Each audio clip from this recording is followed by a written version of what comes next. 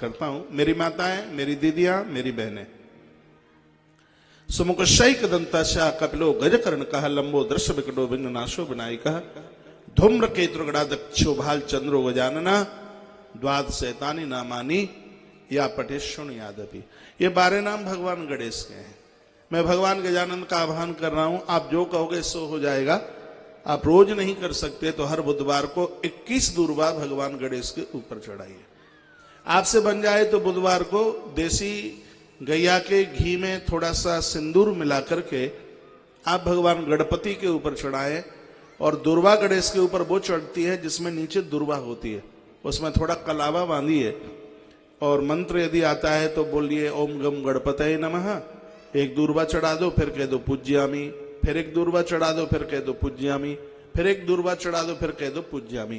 कारोबार नहीं रुकेगा, घर में धन की आवक नहीं रुकेगी और ऐसा धन आएगा, ऐसा पैसा आएगा जो धन धर्म में लगेगा। आप जानते हैं कि दिवाली को लक्ष्मी माता के साथ गणेश क्यों पूजे जाते हैं? सुनिए, इधर ध्यान दीजिए। लक्ष्मी माता के संग गणेश क्यों पूजे जाते हैं? ये विधर्मी, ये दूसरे धर्म के लोग हैं, ये तो पता नहीं क्या क्या आलोचना करते हैं। अब उनको तो कोई जानकारी तो है नहीं, इतना उल्टा पुल्टा बोलते हैं, इतना कुछ उल्टा पुल्टा बोलते हैं कि मैं तो अपनी पवित्र व्यासपीठ से नहीं बोल सकता। जो गणेश और लक्ष्मी की उस पूजा के बारे में अभी हम दिवाली के समय पर कुछ मैसेज पढ़ रहे थे, गुस्सा तो बड़ा आता है। क्या करें, कुछ कर तो नहीं सकते। लेकिन उन अकल के दुश्मनों को ये नहीं पता है लक्ष्मी माता एक संपदा का प्रतीक है, गणेश बुद्धि के देवता हैं। जब धन चल करके आता है, पैसा चल करके आता है तो दुर्गुण चल करके आते हैं।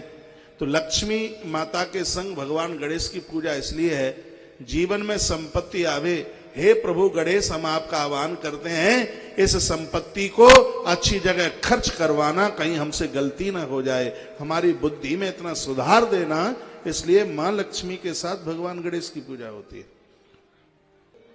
तत्पश्चात मैं आह्वान करता हूं मां भगवती जगदम्बा का, जिसके अनेकानेक नाम और रूप हैं। अभी हम नेमी शारण में श्रीमद् देवी भागवत की कथा का आनंद ले रहे थे। 9 दिन की कथा थी और 9 दिन में सिर्फ 9 ही बातों को पूरी कर पाए, जो कि दुर्गा कवच में मां के 9 रूपों का वर्णन किया है। प्रथमम शैलपुत्री च, द्वितीयम ब्रह्मचारिणी, तृतीयम चंद्र घंटेति कुष्मांडेति, चतुर्थकम पंचम स्कंदमातेति, षष्टम कात्यायनीति च, सप्तम कालरात्रि महागौरी चाष्टमम, नवम सिद्धिदात्री च नवदुर्गा प्रकीर्तिता। ये माता के 9 नाम हैं, 9 रूप हैं। तो हम मां का आह्वान करते हैं, हे मेरी मां, आप चल के आइए और आकर के विराजित हो जाइए।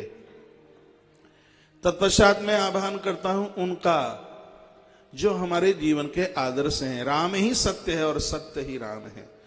राम जैसा मानव, राम जैसा भगवान, राम जैसा शिष्य, राम जैसा भाई, राम जैसा पति इस धरती पर पहले नहीं हुआ और हो सके कि आगे भी नहीं हो सकता। आप पूरी दुनिया पढ़ करके आ जाना, सब कुछ पढ़ लेना, यदि जीवन में राम नहीं पढ़ा, समझ लीजिए जिंदगी में कुछ भी नहीं पढ़ा। मैं उस राम की बात कर रहा हूं, रावण को भी इस राम की आवश्यकता थी। अभी मैं उस राम कथा में बहुत संक्षेप में परसों निवेदन कर रहा था, कल ही, कि दशानन रावण को भी उस राम की आवश्यकता पड़ गई। वो भी अपना कल्याण नहीं समझता राम के बिना। ये आप पहली बार सुनेंगे और 1 मिनट में इस बात को बोलते ही मैं भगवान को श्री राम जी का आह्वान करता हूं। लेकिन ये बात समझ करके मैं ये नहीं कहना चाहूंगा आपको कि आप रावण के दशानन के पुजारी बन जाएं।